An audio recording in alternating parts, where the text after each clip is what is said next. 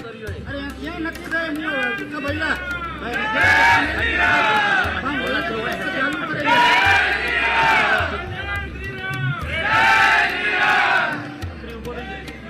ભઈલા તને કહું ભઈલા ઓ હીરો ભાઈ સમજતો નથી યાર શું ના કરે યાર તમારી મારી બાજુ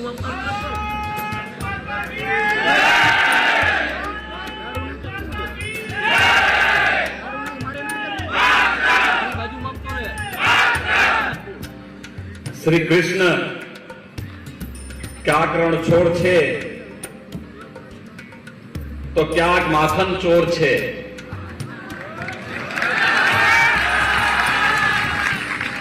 પણ અહીંયા તો દ્વારકાધીશ છે। બોલો જય જય દ્વારકાधीश।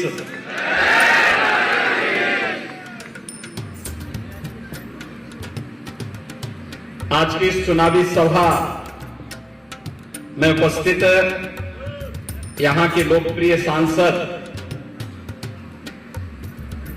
पूनमबेन शिव शिव के रूप में आप सबकी उपस्थिति का एहसास पूरे गुजरात के अंदर कराने वाले आपके लोकप्रिय विधायक और वर्तमान में प्रत्याशी श्री पौभा पांडेय जी,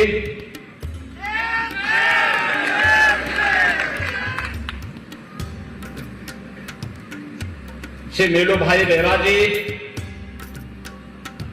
खेम भाई, उत्तर प्रदेश के पूर्व मंत्री श्री सुरेश राणा जी, मेरा भाई गौरैया जी, बीडी मोरी जी, ज्योतिबेन,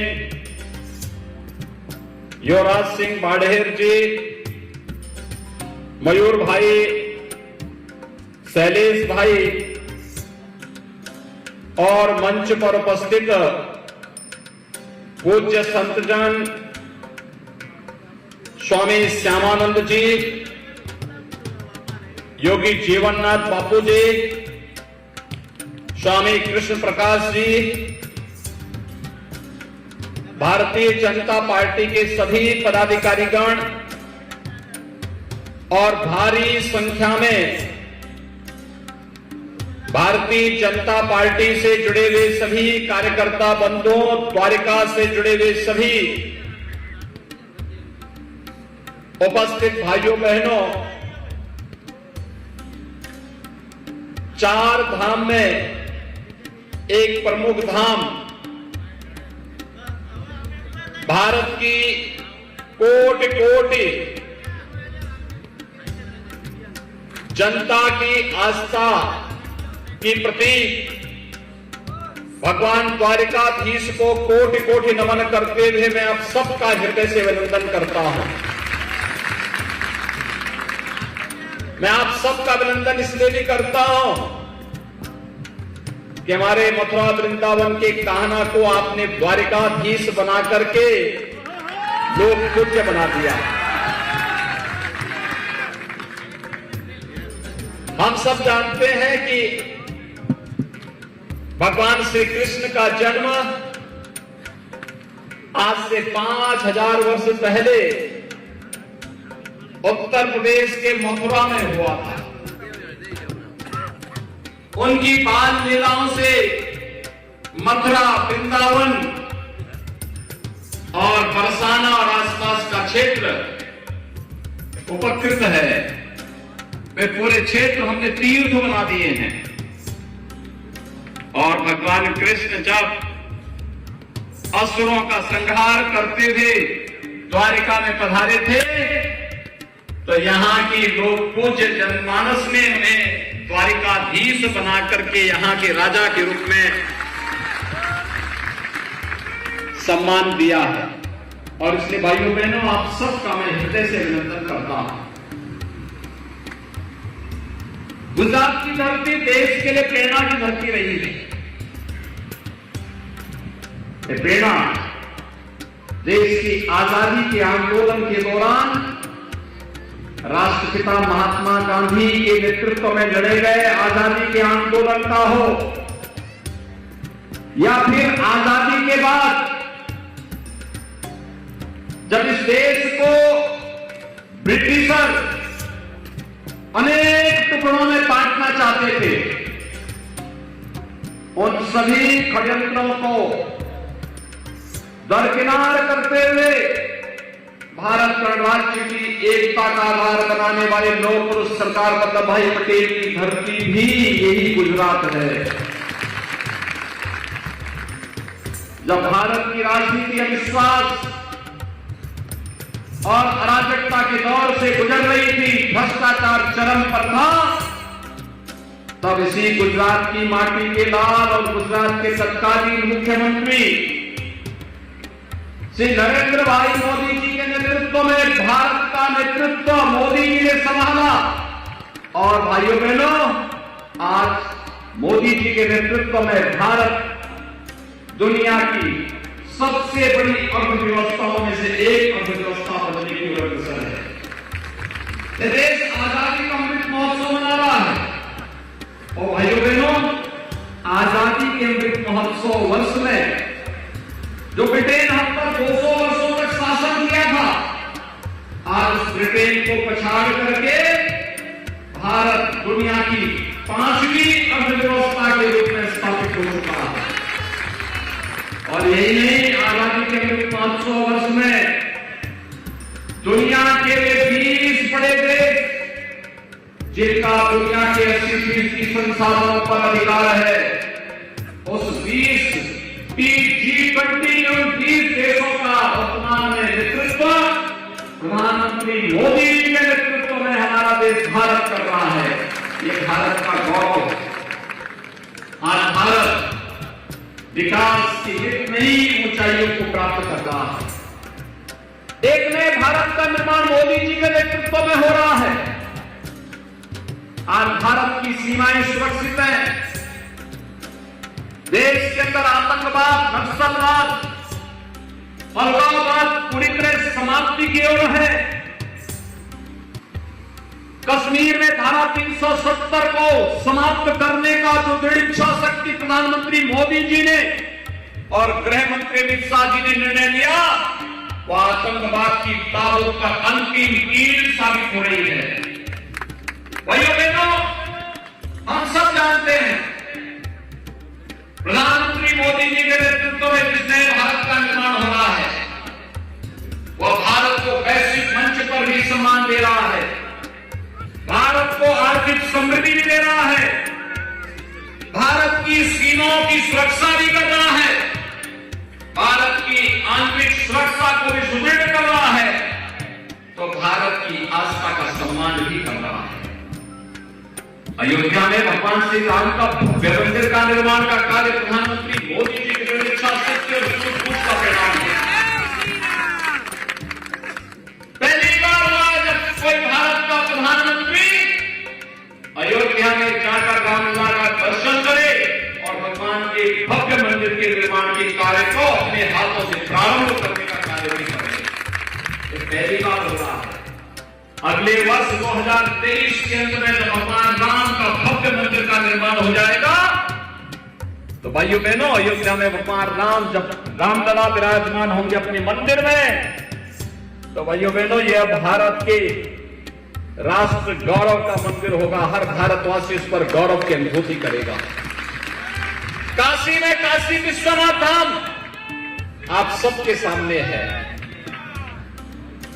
उज्जैन में महाकाल का महालोक आप सबके सामने है। उत्तराखंड में आप जाएंगे, केदारपुरी और बद्रीनाथ धाम जो भव्य रूप ले रहा है, ये प्रधानमंत्री मोदी जी की आस्था के प्रति, भारत की आस्था के प्रति उनके दृढ़ संकल्पों को आगे बढ़ाने का कार्य है। और यही नहीं, गुजरात के अंदर पहले भगवान सोमनाथ मंदिर के परिसर को भव्य स्वरूप प्रदान किया गया। अब भेंट द्वारिका में जिस प्रकार का भव्य कार्यक्रम चल रहा है और माता अंबा के मंदिर को भी जिस रूप में भव्य रूप से सजाया संवारा गया है, ये सभी आपके सामने है। इसलिए भाइयों बहनों, ये नए भारत की नई तस्वीर है। आस्था का भी सम्मान है, तो संकट के समय अपने देश के नागरिकों के साथ कैसे खड़ा होना है, यह कार्य भी अगर किसी ने किया है, प्रधानमंत्री मोदी जी ने किया।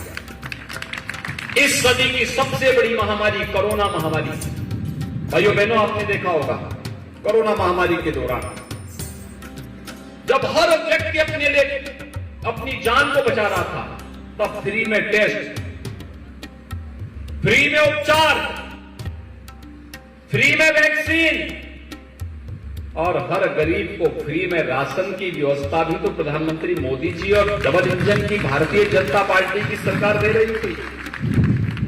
ये डबल इंजन की सरकार डबल डोज राशन का भी दे रही थी। भाइयों बहनों, ऐसा कभी नहीं हो पाया जिस मजबूती के साथ सरकार आपके साथ खड़ी रही। मैं पूछना चाहता हूं, अगर कांग्रेस की सरकार रहती, क्या आपका फ्री में टेस्ट करवाती, फ्री में उपचार कराती, फ्री में वैक्सीन देती और फ्री में क्या राशन की सुविधा भी गरीबों को दे पाती? ये केवल भाजपा देती है। अगर कांग्रेस रहती तो क्या धारा 370 कश्मीर से हट पाती?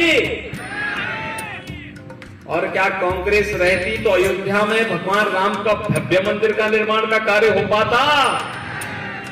जब भाइयों बहनों, कांग्रेस कुछ नहीं कर सकती, न वैश्विक मंच पर भारत की प्रतिष्ठा बढ़ा सकती है, न भारत को सुरक्षित कर सकती है, न भारत को समृद्धि की ओर ही समृद्धि की ओर ही अग्रसर कर सकती है, और न आपकी आस्था का सम्मान ही कर सकती है। तो फिर कांग्रेस को क्यों चुनना है? आप जानते हैं उत्तर प्रदेश के अंदर 25 करोड़ की आबादी है। 25 करोड़ की आबादी में 403 विधानसभा सीट है, और कांग्रेस के पास अभी इसी साल चुनाव हुए थे, वहां विधानसभा के कितनी सीट है? 2। 403 में से मात्र 2 सीट कांग्रेस के पास है। यानी राम नाम सत्य है कि लिए 4 लोग चाहिए होते हैं। तो क्या कांग्रेस को कोई चुनेगा? और तो जो पूनम बहन कह रही थी कि आम आदमी पार्टी तो कांग्रेस की ही कार्बन कॉपी है, कोई अंतर नहीं है। रोज उनके कोई ना कोई एक नया घोटाला उनका सामने आता है। किस कदर दिल्ली को उन्होंने बर्बाद कर दिया, किस कदर नौजवानों के भविष्य के साथ खिलवाड़ कर रहे हैं। कोरोना कालखंड के अंदर दिल्ली के अंदर लोगों को कोई सुविधा नहीं दी इन लोगों ने, वहां की जनमानस के जीवन के साथ खिलवाड़ कर रहे थे। झूठी अफवाह फैलाते हैं, झूठा ख्वाब दिखाते हैं, अराजकता फैलाने का काम करते हैं। और इसीलिए मैं आप सबसे अपील करने के लिए आया हूं, भाइयों बहनों, न कांग्रेस न आम आदमी पार्टी, केवल कमल चुनाव चिन्ह भाजपा भाजपा भाजपा। और इसमें भी यहां के जो हमारे भारतीय जनता पार्टी के प्रत्याशी हैं, शिव शिव के रूप में विख्यात हैं। भाइयों बहनों, वह तो एक फ्रीडम फाइटर परिवार से हैं। द्वारकाधीश मंदिर की पूजा परंपरा से जुड़े हुए हैं, शिव के अनन्य भक्त हैं। तो हमें तो भक्त ही चाहिए, सेवक ही चाहिए, जो सेवक के रूप में आम जनता को जनार्दन के रूप में देख करके लोकतंत्र के सही मायने में पुष्ट कर सके, उसे मजबूत कर सके। और मेरे लिए प्रसन्नता का विषय है कि भाजपा के प्रत्याशी शिव के रूप में विख्यात हैं, इसलिए और उसका परिणाम भी है कि अब तक उनके खिलाफ जो 7 प्रत्याशी थे सब के सब आज उनके साथ मंच पर उनको सपोर्ट करने के लिए भी आए हुए हैं। और इसीलिए मैं आप सबसे अपील करूंगा कि विधानसभा चुनाव में आज डबल इंजन की सरकार जिस गति के साथ गुजरात को विकास के नए प्रतिमान स्थापित करते हुए आगे बढ़ा रही है, देश के अंदर प्रधानमंत्री मोदी जी के नेतृत्व में और गुजरात के अंदर श्री भूपेंद्र भाई पटेल जी के नेतृत्व में एक कार्यक्रम तेजी के साथ आगे बढ़ रहा है। और मेरी आप सबसे अपील है कि यहां पर भारतीय जनता पार्टी ने श्री बबुआ बिरंबा पाणी को अपना प्रत्याशी बना करके एक बार फिर से आपकी सेवा के लिए और द्वारिकाधीश की सेवा के लिए उन्हें फिर से यहां समर्पित किया। मेरी आप सबसे अपील है कि शिव की इस परंपरा को आगे बढ़ाने की आवश्यकता है। शिव का मतलब ही कल्याण होता है, शिव का मतलब ही होता है कल्याण। और उस कल्याण की परंपरा को, सेवा की परंपरा को भाजपा का प्रत्याशी अनवरत रूप से आगे बढ़ाएगा। इस विश्वास के साथ मेरी आप सबसे अपील होगी कि भाइयों बहनों, यहां पे मैंने आपको कहा बेट द्वारिका का पुनरुद्धार का काम चल रहा है वर्तमान में। 5000 वर्ष में पहली बार ये प्रधानमंत्री मोदी जी के मार्गदर्शन में भूपेंद्र भाई पटेल के नेतृत्व में आज सारा कार्य यहां पर हो रहा है। विकास के जितने भी कार्य हैं, गुजरात आज इंफ्रास्ट्रक्चर डेवलपमेंट का पावर सरप्लस स्टेट के रूप में डेवलपमेंट के अनेक कार्यक्रमों के साथ देश के अंदर एक मॉडल के रूप में जाना जा रहा है। और यहां का जो सतवारा भवन है, यह अभी तो नरेंद्र भाई ने ही यहां को दिया था, इसका शिलान्यास भी उन्होंने किया और इसका उद्घाटन भी उन्हीं के वरद हस्त से संपन्न हुआ था। हर विकास की हर इमारत पर यहां पे नरेंद्र भाई का नाम लिखा हुआ है, उनके वरद हस्त से सारे कार्य हुए हैं। वे निरंतर गुजरात के बारे में चिंतित रहते हैं। और इसीलिए मेरी आप सबसे अपील है कि भाइयों बहनों, हम सब गुजरात के विकास के इस अभियान को आगे बढ़ाने के लिए कमल चुनाव चिन्ह को अपना पूरा आशीर्वाद दें। मेरी आप सबसे अपील है, अपना प्रत्येक वोट नो महत्व छे बन्ने हाथ उठानी ने मारी साथ से जोत की वो मतदान ना दिवसे हो भाजपा ने वोट करी बड़ी जंगी बहुमत थी,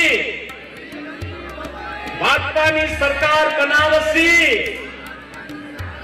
भारत माता की, भारत माता की, भारत माता की जय जय द्वारिकाधीश, जय श्री राम, जय जय श्री राम।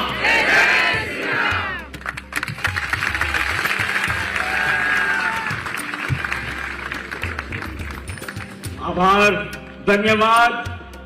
82 विधानसभा द्वारका कल्याणपुर और द्वारका की सारी प्रजा को अपनी वाणी से मंत्रमुग्ध किया है और हम सबको प्रेरणादायी संबोधन किया है।